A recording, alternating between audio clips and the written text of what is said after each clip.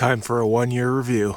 All right, guys, this is the 1-year review of the Lone Peak. I'm about 2 weeks late between moving and some health issues I've been dealing with. I haven't had time to get out, but this is the first time I've gotten out since my last video's trip up at the up near Mount Rainier with the guys in the snow. This time I cruised over to Eastern Washington. I'm kind of over near Vantage. It's supposed to be in the mid 60s to 70s this weekend. But yeah, let's jump into this 1-year review. First of all, I picked it up, I think it was March 9th. Today is March 22nd, so yeah, like I said, about 2 weeks late. I've put about 15,000 miles on my truck since install.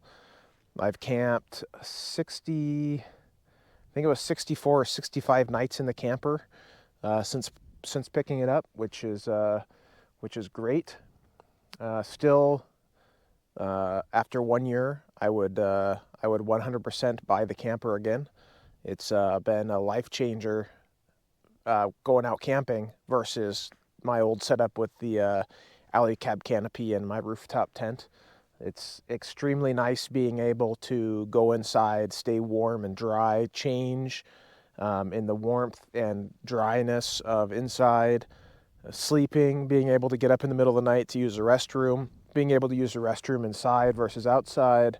I mean, it just doesn't make any sense on why you wouldn't go with a camper if you've got the option versus just a rooftop tent setup. Yeah, you can't pull it off as easily as a rooftop tent if you don't want it on all the time, but in the 5 years I've had this truck, I maybe have pulled my rooftop tent off twice, maybe 3 times. So that wasn't a game changer for me. I posted in the Facebook group. I really didn't post on Instagram, but I did post on Facebook because, or I posted on our Facebook group, the Lone Peak Owners group, any questions anybody had after a year of ownership, what they would like to know.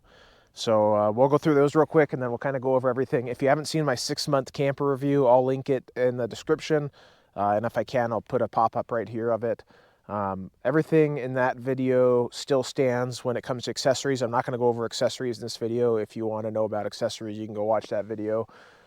Nothing's really changed. They haven't came out with anything. They've kind of hinted at a water system. Once I heard the price, that was out of the question for me. It didn't make any sense. You have your water up high above the edge of your bed. It's basically mounts to the extrusion of the camper, top and bottom of the camper. So your water, I think it was 10 gallons or 8 gallons or something. I'd have to double check, but basically mounts to the extrusion inside the camper. So it keeps that water up high. The price just doesn't make any sense to me. That's one thing Lone Peak, everybody's kind of noticed. A lot of their campers, I feel, are kind of the same way, but the camper isn't expensive, but all their accessories make up for that. They're, to me, a lot more expensive than they should be, but that's kind of just my thought on that. One thing they did change when I ordered my camper a year ago, windows were standard, free. That was a selling point to a lot of people because a lot of campers upcharge for that. They are now charging for that. You have to pay if you want a front window and a back window in the camper. Somebody did spot when they went to pick up their camper. I'll try to post a photo right here if I can find it, of a prototype camper. From the pictures, it looks like the camper frame is the same, but they're changing the handles on the sides. It looks like a handle on the lock cylinder separately. Hopefully a little more waterproof than their current offering. But because of that, the handle's not dead center in the panel anymore, so they have room to put a window. So the prototype camper looks like it has a sliding window on one of the side doors. But it looked like kind of just an empty shell, no tent or anything. So I'm not sure if they're going to be changing any of that. But I'll go through the Facebook posts, and then we'll kind of go over a few things and my final thoughts on the camper after a year, and we'll kind of just roll with it. So one question: I'm a prospective buyer, and I can say your videos have been very helpful. Appreciate that. I'm genuinely curious about your take on things after a year. I look forward to it. Like I said, everything so far, after a year and as many nights as I've spent in the camper, I'm still super happy with the purchase. Wouldn't change anything. I wouldn't change any of the options I got. I'd get it basically exactly the same as I have it now. I have had some issues. I've made videos on that. One of the side struts broke. They sent me a replacement. The back window cracked. They replaced that for free. One downside with that, which I don't think is the right thing to do on their end. Luckily, I'm only 3.5 hours from Lone Peak where I live, so I just drove over and had them replace it. People that live further away that have had the issue of the back window, they're replacing the panels for free, but they're charging people $200 to ship that panel. To me, that should be on the business shipping it. So it should be shipped to that person for free. It should be sent to them. It shouldn't be any charge to the customer at all. So that kind of blew me away when a few guys had said that they told them it was going to be $200 to ship them a rear panel to replace that back window, which I think is not the correct thing to do. I think if I was to buy it again, I'd get it exactly the same way. I'd still get a back window. The front, I would just get a regular window. I've kind of explained in my last videos. The slider I did not pay for. They called me, told me a camper was available earlier than mine was done. It had almost all the same options, a few differences. One of them being a slider window in the front. They said they'd give it to me for no charge. So I went and took that camper so I could get it a month and a half earlier than I was supposed to. Other than that, haven't really had any major issues. I had the separation of the panels a little bit in the back. The gap, I posted a video, it was one of my very first videos. I adjusted that, put a third set of pucks in, and I haven't really had any issues with that since. I haven't had any panels fall off like some people have. I did have the corners replaced when I was getting my rear door replaced. I had them put the upgraded corner panel or the corner pieces in with the pegs to mitigate that issue. The one downside with that is now I have two bronze corners on the top panel and I have two black corners on the bottom piece of the frame. The early campers, the anodizer didn't put any UV protectant, so everybody's anodized parts ended up turning like a bronze color after a couple months of being in the sun. Yeah. Miles per gallon. I drove somewhat nicely over here. I'm about 160 miles from my house over Snoqualmie Pass, so I did go up and down the mountain. I averaged 19.3 miles to the gallon on the way here. I've seen as high as 22. I've seen as low as 16. I have a 2019 Colorado with the 2.8 liter diesel. The biggest hit on my mileage was going from the 32s from the factory to 33.5s and heavier wheels. I saw a huge, like almost, I think it was 6 miles to the gallon decrease. I have had the tune changed to change those tires, so the mile per gallon is accurate, pretty close to accurate. Even hand calculating comes out to almost exactly the same by like 0.1 miles to the gallon. So I can't complain. It's a diesel, so that helps a lot. I don't have the Tacoma mileage hit. I don't have trouble going over the pass. I was cruising at 75 the entire time. Had no issues.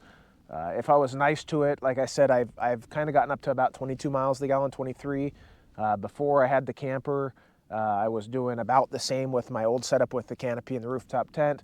Driving over to Wenatchee to get the camper, when I originally got it, was the first time I didn't have anything on the back of the truck in 5 years. I got 24 miles to the gallon, so it was about a 2 mile per gallon hit. Hardware condition, rust, I'll go over that when we walk over and kind of go around the camper. I have a few rusty bolts.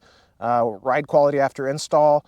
My ride quality is better than before install. I have factory front springs on the truck, but I have Deaver Expedition springs in the rear. They're designed to carry, I think, an extra 700 to 800 pounds over factory, and it rides great. I have no issues at all. Wind noise, not any more than when I had my rooftop tent. I never had the whistle issue. I don't have any weird wind noises coming from the camper. Just the typical wind noises you get with something that big on the back of your truck or over your roof. But I don't have any wind noise. I think a lot of the wind noise issues is with full-size trucks. Everybody that has headwind noise, they put the channel covers across the front T-track and the wind noise disappears on everybody's camper. So I think that's a fairly easy thing to mitigate if you do end up having some wind noise. How well is it sealed from the elements? I've had it closed. I had it closed for about 2.5 months. A few months ago, I put it away slightly damp. I thought I dried it out enough, but it did have a little bit of mildew on the inside. I wiped it off and it hasn't come back. I have had no leaking issues since install. Right after install, I changed the weather seal they used on the bed because it wasn't sealing correctly. It looked like some people still are getting that, but they had like a high density foam as a seal between the camper and the bed rails. It was a terrible choice. It was just soaking in water, and the water was coming right through the other side. I pulled that off and used a double bulb seal along the bottom of the camper. I have no water intrusion on the inside. The slider window leaks sometimes if I'm in pretty heavy rain on the front and driving. I noticed the way that the gutter system is, the water hits that window, goes into the gutter, and kind of comes underneath the window. I reseated the window after I got it, and it took care of most of it, but I still do have a few drips of water sometimes, but not enough to make it a deal breaker or any issues. Things you wish you had known prior to purchase. Just basically all the stuff that I put out. I think I was the 60th camper to pick up. So I was pretty early. I pre-ordered the camper a year and a half. It was like October, November of 22. I got it beginning of 24, so a year and a half. And I closely watched everything, but I think the only thing I wish that they were more upfront on was the weight of the camper. Originally, I think they had said it was going to be around 250 pounds. I haven't weighed the camper itself. I did go to the scale on the way here, and so I do have those numbers. But I think most people are saying that it added about 450 pounds to the back of their truck. So it is pretty heavy for being in an aluminum extrusion camper. A lot heavier than some of the other campers on the market. Things you may have covered some topics in earlier videos. Look forward to the next. Yep. So yeah, I've gone over a few of those. Hardware durability, rust. We'll go over that again. Fitment and alignment. I'll show you guys the fitment of my panels. Still close to good. Still closed good. Yeah, everything still closes perfectly fine. My doors, I've had no issues with the doors closing. I haven't adjusted any of the latches since purchase. I did adjust them at purchase, but I haven't adjusted them since then. Top still closes perfectly fine. I have no concerns with any of the panels closing or any fitment issues on the panels themselves. Latch is not sticking. I did have one. I sprayed it with some lock cylinder dry grease, and I haven't had issues with it since.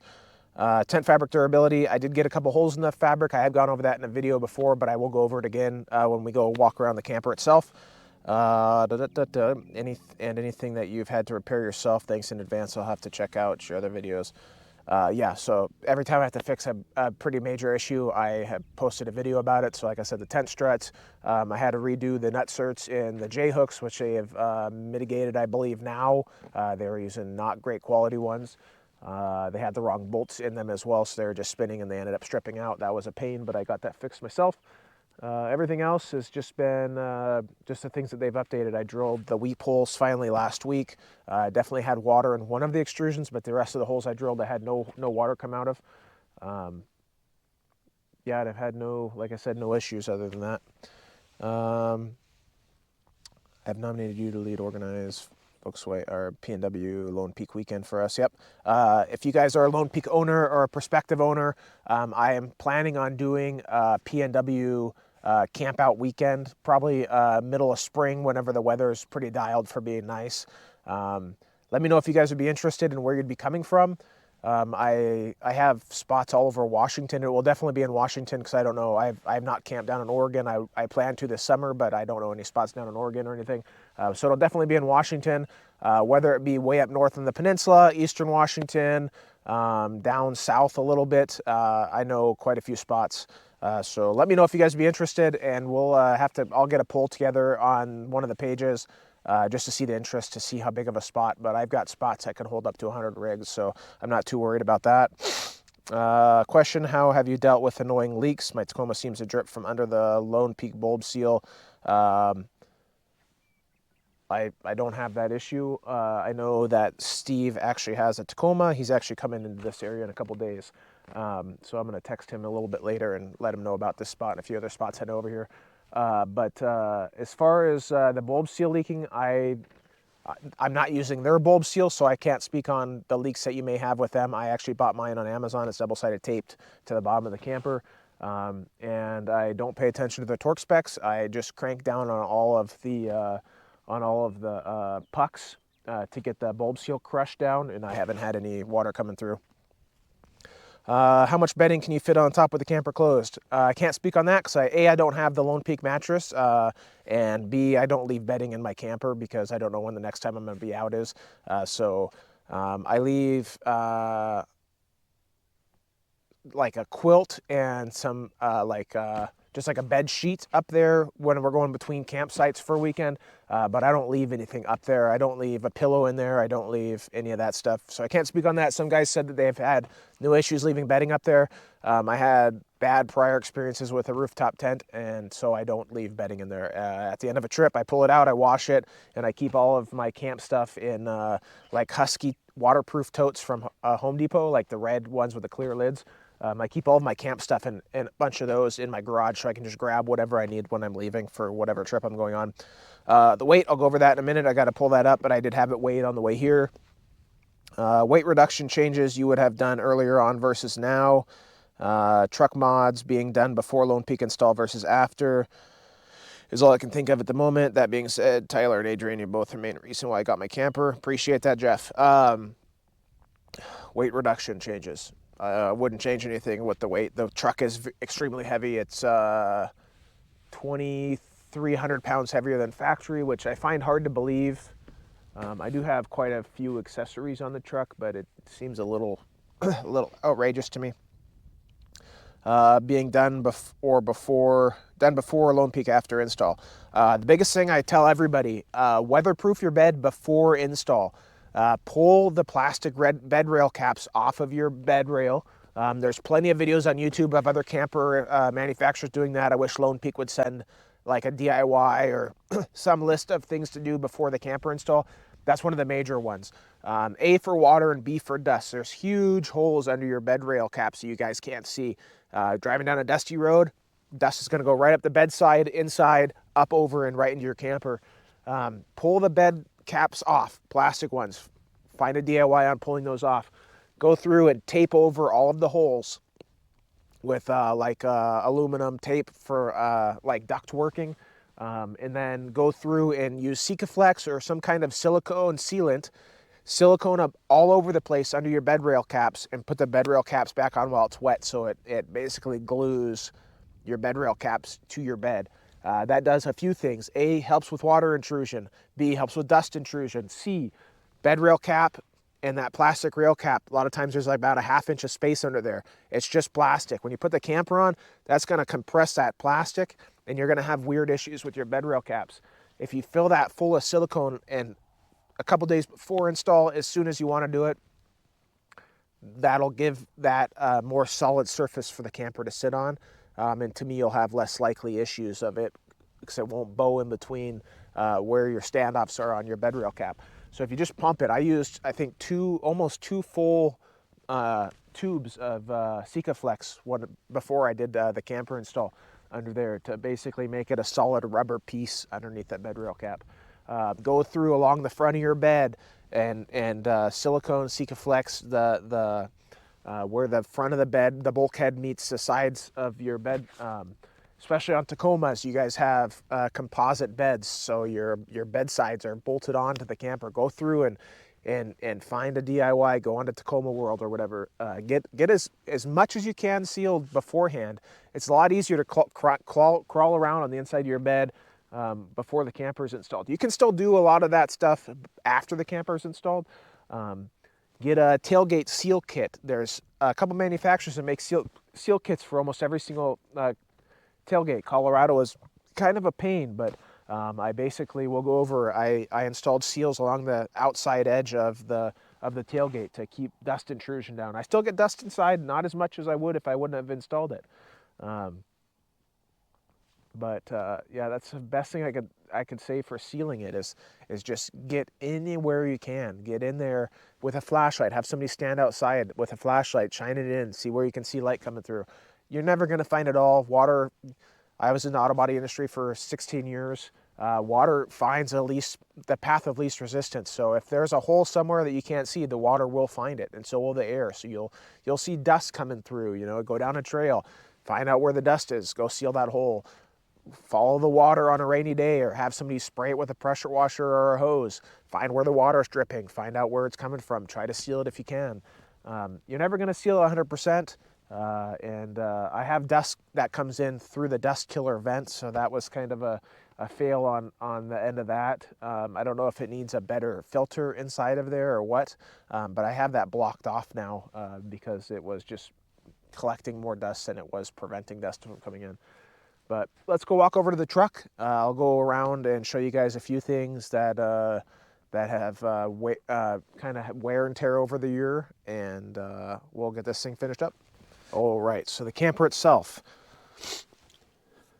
Nice black bolt, nice black bolt. Rusted, rusted, rusted. I don't think any of these started rusting until after they put the rear door on, so I don't know if they put a different bolts in or what happened, but basically most of them are rusted. A lot of people have complained about that as well, so I have the stainless bolts to replace those. I just have been lazy. I have not replaced them yet. Where the rivets are at, you can kind of see they're aluminum rivets. You can kind of see the aluminum oxide coming out of the aluminum rivets, and they are starting to kind of mar up the outside. A lot of it will wipe off, but some of it, I mean, you can see, and this door is only, I have to double check, but I think I had it replaced in October maybe, so it's about 4 months old, 5 months old. Other than that, one thing that some people don't know is these panels scratch really easy. So just go down a trail with really tight trees, scratch it all to hell, so you won't notice the new ones. But my truck is also scratched. I go down a lot of tight trails, so you'll run into that. Another thing, touchless car washes, they use an acid basically to wash your car. So it's a high pH leveled soap they spray on, and then they spray on a pH balancer, neutralizer, and that's what pulls the dirt off your paint and then washes it off. That will ruin your aluminum pieces that are anodized. Tesla has the same issue. My in-laws had a Tesla for a while, and theirs basically turned purple. So a lot of people have said that they've noticed that on their camper. I hand washed my truck, so I don't have that issue. But yeah, you guys can see, let's see here. This is what happened to all the early models. See, these basically turned bronze.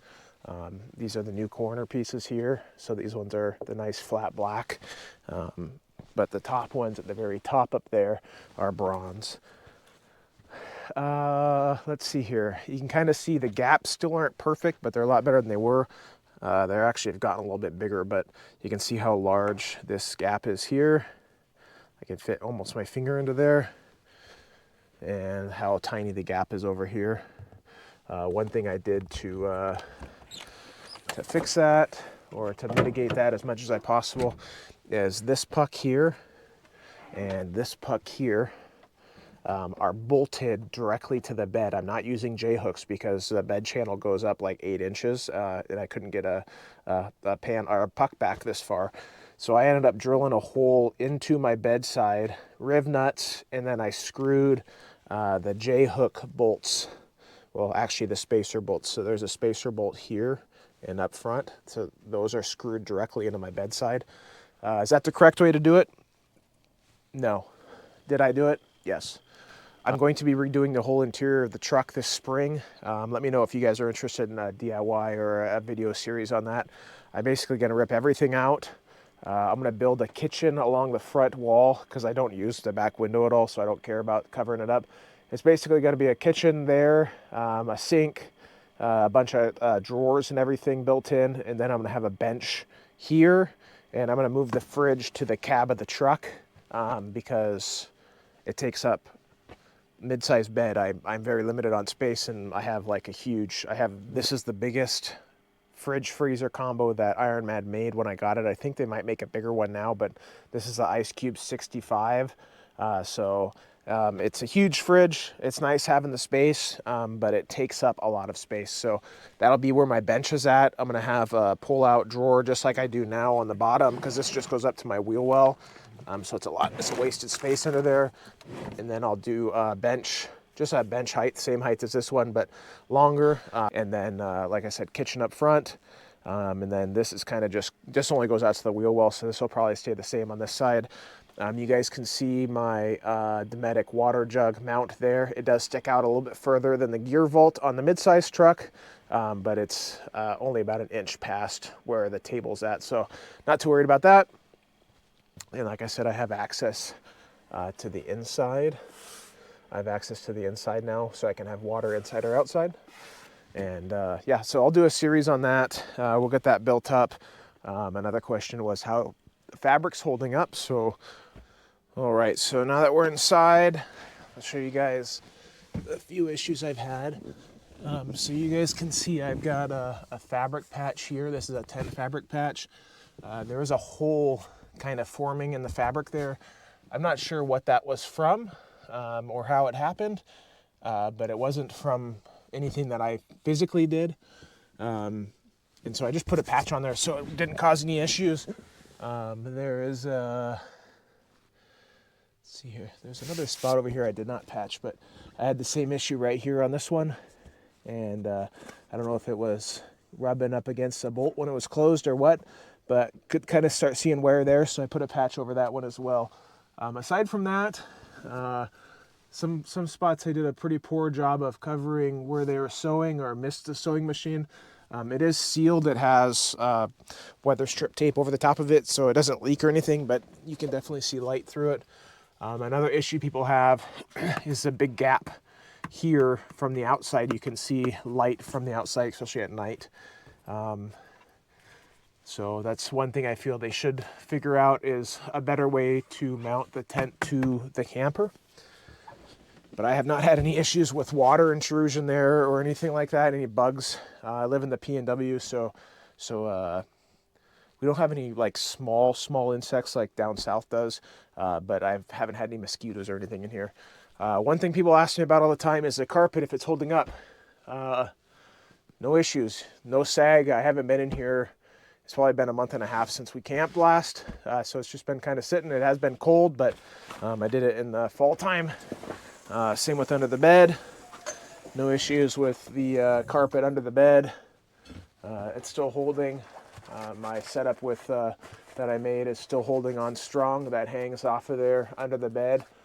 It is coming off a little bit right there, actually, but other than that, it's not too bad. The doors, they're a little different story. They're holding good, but they are a little loose in the middle of the panels. But for what I have into it, I'm no complaints at all. Another complaint some people have is the way that the struts are mounted. I also agree on that. They should be mounted on top of the fabric, not the fabric kind of just dinked around them. So there is a pretty decent sized hole on both sides where the struts are.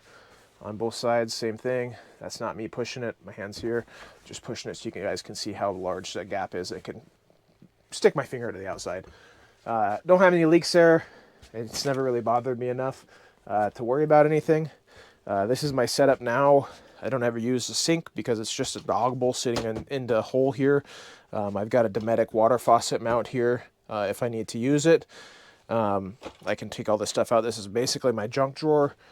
I forgot to put the new, I changed the cup holders. I have a V2 out now that's on my Etsy store. It's a lot better than this one. I meant to grab one before I left and I totally spaced. But yeah, this is the Dometic mount, so I can just reach in here, grab my faucet. I can go all the way over to my sink if I need to. I can still use the magnet inside the Dometic if I want, or I can use a magnet on the back of it.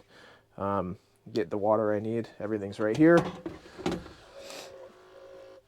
As I fill my camper with water.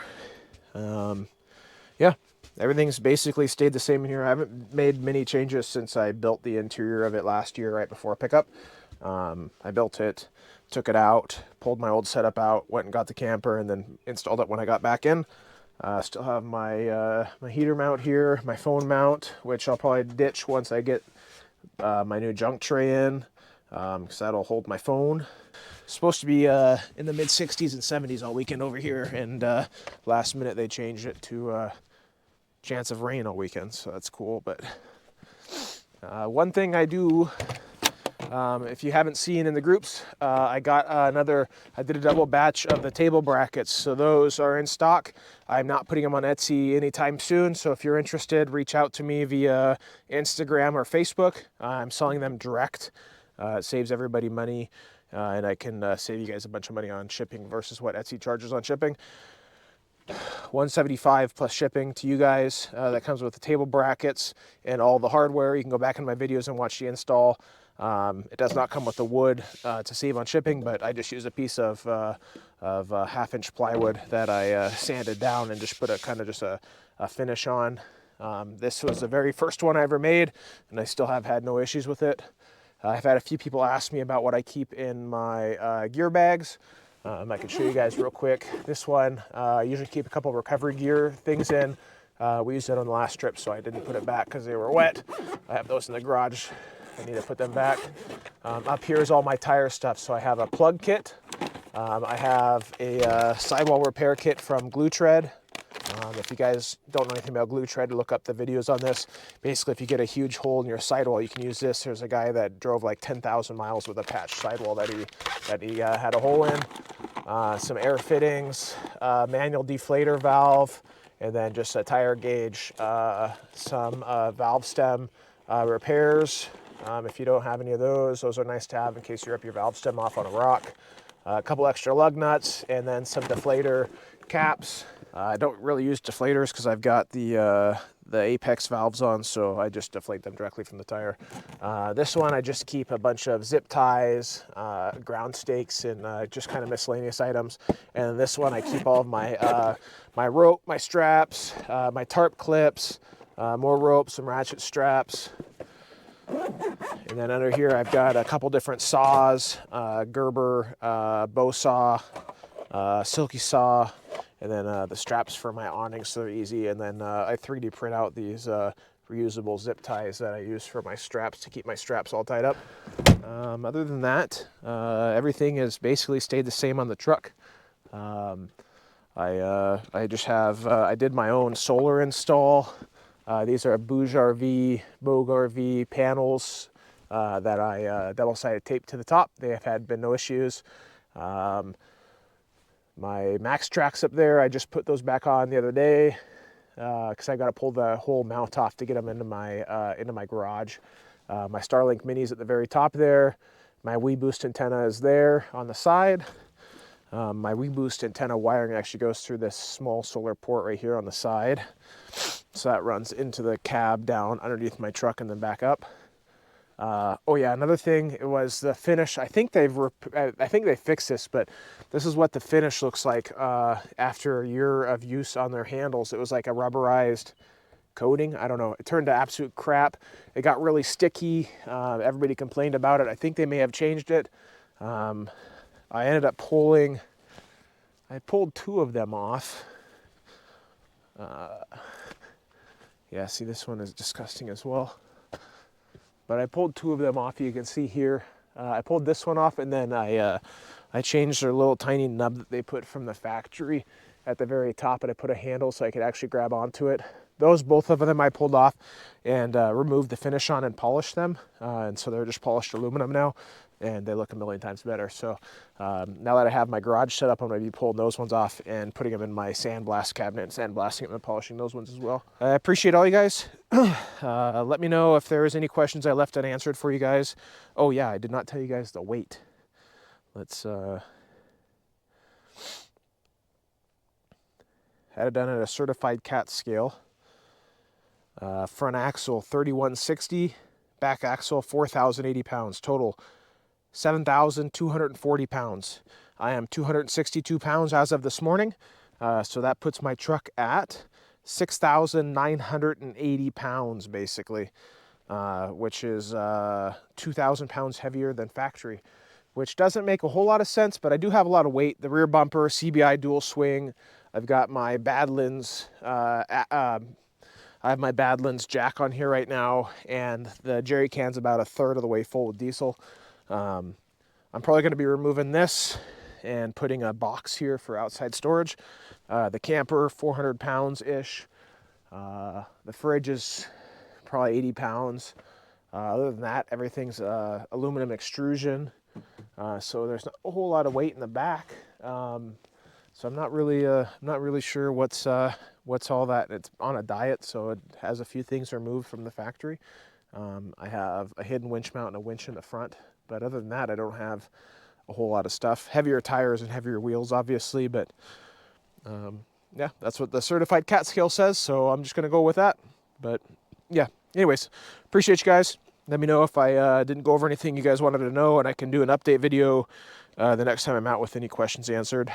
And yep, don't forget, like and subscribe, and we'll see you guys on the next one.